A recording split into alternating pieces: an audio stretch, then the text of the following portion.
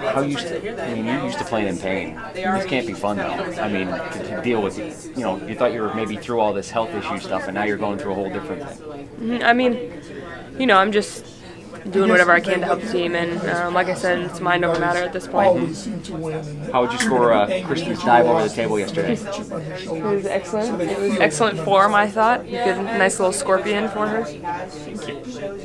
You talked about how Kristen stepped up last night, and Crystal as well, especially that run Crystal had by herself in the fourth quarter. Yeah, I think Kristen was big from the get-go. She really stepped up and made some big shots, and Crystal kind of took over the game a little bit for us. So both of them, they're going to have to do that at times during the year, and for these games, it's going to be a different person each time, but someone's going to step up every time. I know Kristen was asked about it, but can you talk about what Liv gave you guys, and especially in that fourth quarter?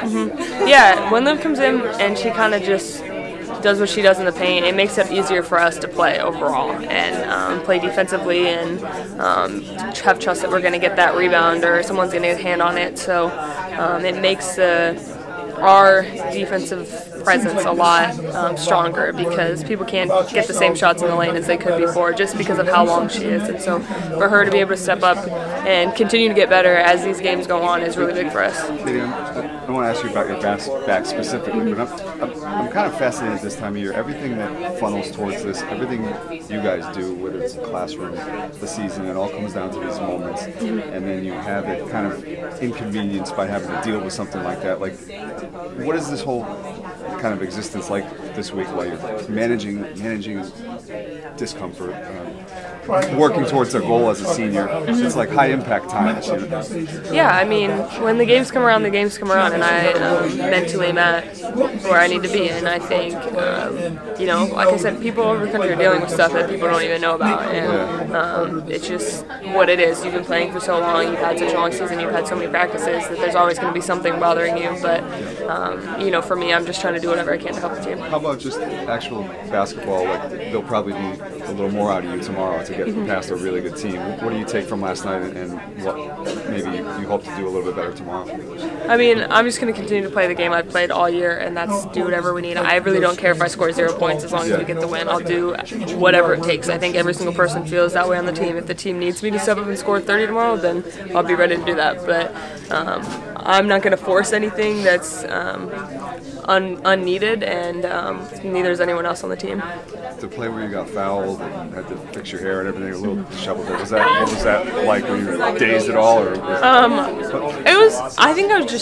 I didn't expect her to be so far on top. Yeah. I don't think it was anything malicious. I think it just happened the way it did. But it was just more of a shock that the pump fake got her as high as it did. I was going to say that was a pretty darn good pump fake. Yeah, it was a good one.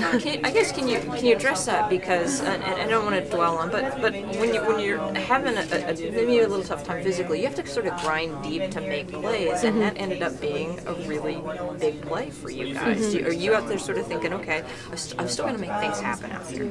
Yeah, definitely. I think I'm always thinking, how can I help? How can I contribute? What pass can I make? What can I do? And while we're out there and while I'm out there, we run that cut, and the way UC was playing, I knew I could get them in the air, and I was expecting to get a foul. It was just a little harder, and it actually, I think, overall benefited the team better, and it motivated us a little bit. So whatever you have to take to kind of get those moments, no matter if it's putting your body on line sometimes. Kristen did the same thing, diving over the table. It's stuff like that that gets your team going and hyped up, ready to go. Is there anything specific about them that's difficult to face defensively? And I ask that because they've led the ACC in defense the last few years. Obviously, they aren't playing you guys in the ACC, but is there anything about them that makes them tricky to play defensively?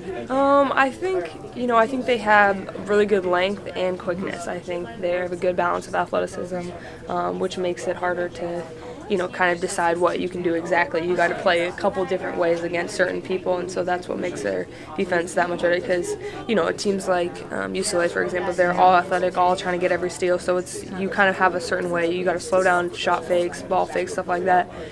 Louisville, they have different aspects. It's just adjust kind of based on the person who's guarding you.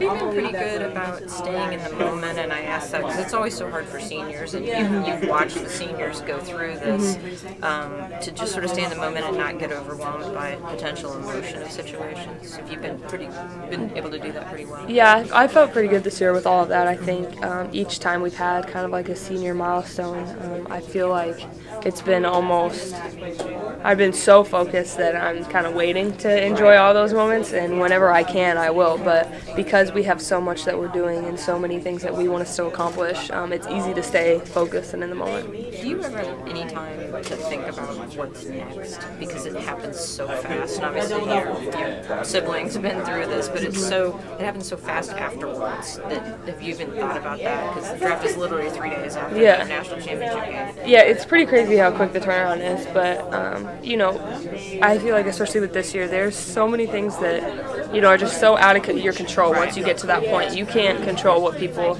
decide, pick, wherever you go. You have no control of that at that point. So for us, and Fee and I specifically, we know that we want to play as many games that we can at the end of the season. Some people that are in that draft class are already done with the season. So right now it's just like you can't focus on that. All we're focusing on is the couple games we have left and hopefully making it as far as possible. One of those moments you look back on, you guys are probably going to become the most leading duo in NCAA history in scoring. Cool. That's pretty cool that we get the opportunity to do that. But it's something you'll probably celebrate it, look back, once everything's done with.